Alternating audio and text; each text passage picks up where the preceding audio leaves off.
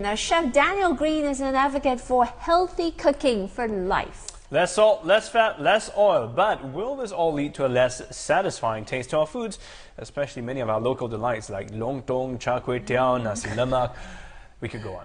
Oh, we asked the chef himself, who has a passion for Asian food, and it all started with his trip to Thailand. Have a listen. I first came to Thailand in 1991, and at that time I was on a low-fat diet. I wanted to lose weight, but diets don't really give you a great recipe of food. It's all about the method. So in that time, it was all about low-fat food. Well, I hear chefs say today that fat is flavor. Well, I disagree. If you go to Thailand and you have papaya salad of mein kham or tom yum goong soup, there's zero fat, but a huge amount of flavour. So that was the drive behind me writing 6 cookbooks and getting passionate about how I can share my views that actually low-fat food can taste really good. Right, you're all about healthy eating. I mean, you're a healthy eating guru. Tell us about your story, though, because you have an extraordinary story behind you. You were fighting this weight issue for a very long time, and then you decided, I've got to make a change. Had to make a change. I was 17 years old and I was 65 pounds heavier. Didn't feel good, didn't have energy, didn't feel young, and I wanted to do something about it. And over 3 years I lost weight, and I did it pretty easily, but I developed a love of passion of food and cooking. And this was 20 years ago, and I've been on TV and I've been taking this career to different levels for the last decade. And I really am passionate about it. You know, I made a turn and I believe it. I don't think there's many diets out there that can hold their head up high and really say we're proud of what we do. Right. If you're taking a pill, if you're having a shake, if you're having, you know, certain kinds of things that eliminate food from your diet, I don't think they could be proud, and I am proud. I think what I do with my tips and my ideas are genuine. They really are ways that you can take your everyday food and just make a small tweak, you know, adapt it a little bit, and you'll get some brilliant results. So when you, you know, sort of reflected on your habits and lifestyle, was it really food that was the factor and the way you were consuming it and what you were consuming actually? Well, you know, not that I advocate this, but I've never been to a gym. I can't. I'm quite hyper, but I just can't do the exercise. Everything I did was through food. Every reason I got overweight was through food.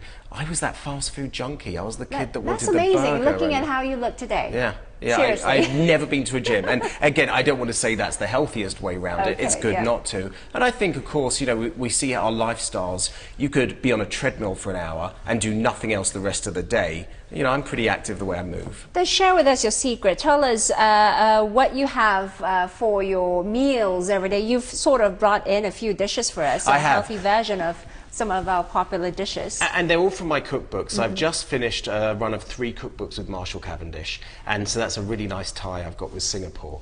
And I love to share very simple, easy recipes, but I think presentation is great because sometimes you look at food, you think healthy, oh, it's not going to be done like a top restaurant. Right. That was the drive behind these books. So we've got a cilantro salad, which is just, excuse me, it's not tomatoes, is it? It's oranges, it's cilantro, and you've just got some pomegranate seeds, a drizzle of olive oil. But it's quite an interesting way to have maybe a good breakfast and a change up of your fruit. What about this one we have, a smoothie? You know, we think of smoothies and energizer drinks, and they've changed over the time. I remember coming to Singapore probably about 15 years ago and having carrot juice and ginger and like, wow, that was brilliant. We put too much in them today. I think we've gone into throwing lots of sugar and more processed, and sometimes we buy an energy drink from the grocery store and its shelf life is over a week. There's a lot more in it. So I've kept it back to simple. And berries, I mean, berries are very low in carbs as well. They're great for you. They've got incredible antioxidants. I've put some fat-free ricotta cheese in there, so it's giving a bit more protein and a bit more filling. Tiny bit of skim milk, and then just some mint to top it off, but hopefully something that's got some more substance than the regular smoothie, but still very natural. And what about this one? Well, I know the Singapore noodles are fantastic, but they're pretty high in fat. So I've kind of done my spin with a Japanese twist. It's soba noodles, a tiny amount of peanuts that are crushed, a light coconut milk, just a tiny spoonful, and then some sesame oil that's full of flavour, and just toss that in with some greens, and hopefully, you know, kind of different sort maybe for breakfast. I love noodles and rice for breakfast. You know, I'm always at that tray if I'm at a hotel over in Asia to try the Asian breakfast. So it's clear you like to keep it low low fat, but you don't compromise on flavor. But if you look at a lot of Asian dishes, see char kway teow, nasi lemak, you've tried those, and lontong as well. They're rich in flavor, and it's because of all the ingredients we've used, like coconut milk and so on and so forth. If you look at Asian cuisine, perhaps you can tell us or give us some insights on some of the high-fat ingredients that we use and how we can substitute them in our favorite dishes. Well, you know, knowledge is the best power you can have, and it's normally the high saturated fat that's bad for you. So olive oil, sesame oil, they've got low saturated fat, and those are the ones to use, but little of them. So really try and reduce the fat. And I'm a big believer on the Monday to Friday diet. No diet says have the weekend off, have what you want on the weekend, or have one day off, because they don't get the quickest results. To me, it's what you can do to sustain it. So if you want to have your Thai red curry, have a full fat Thai red curry on Saturday, but it's what you do Monday to Friday. So I think that the coconut milk, you can buy half fat coconut milk. It makes a big difference, but you should use less of it.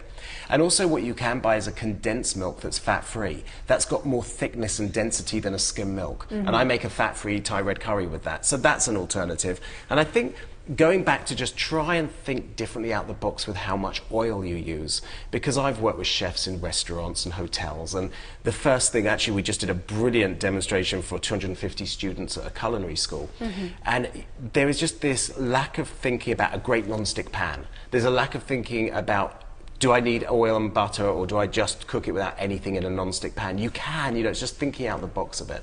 Those are good suggestions, I mean, because I guess when you're cooking at home, you have full control, but what if you travel a lot and you go out and eat, and you do that a lot? How do you ensure that you can strike the balance? Well, I had to design my own menu for a hotel chain so I could trust it. No, we've just come out a big tour of launching the Dusit Thani Hotel Group, where all their coffee shops will feature my kind of menus, and also in-room dining, which is a bit out of the box, because most people think with in-room dining as indulgent food, like a burger and a pizza. So we've just launched this long term with them. But you know, I think as business travelers we know decisions. We think of Japanese food as very healthy. We think of choices that we can make. I want to expand it. I want to give more than that, because you know, we're pretty conscious what we do. I don't just appeal to people that want to lose weight. I think I appeal to people that are thin, because we work hard at it. You know, anyone that stays trim, you have to make conscious decisions of food. You can't just let yourself go. So with hopefully my tools and, you know, with the books, if you can read some of the recipes, the average book has statistics that people make 3 to 5 recipes, and you can have 100 recipes in a book. I want to change that. I want to make it foolproof, because mine is about confidence in the kitchen. I don't want you to make one of my dishes and think, oh, that was a bit hard and I don't want to try another. I'd love to change that statistics on my books and get people to really cook a little bit more.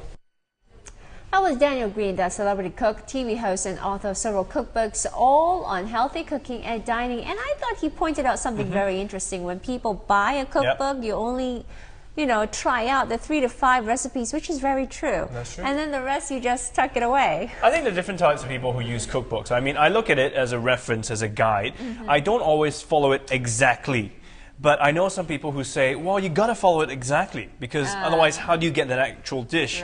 So I think, I mean, I'm a bit of a, because you say that you need this ingredient. I look at my fridge, I think, well, I don't have that herb, but I have this one, which kind of works. So maybe that takes a bit of practice.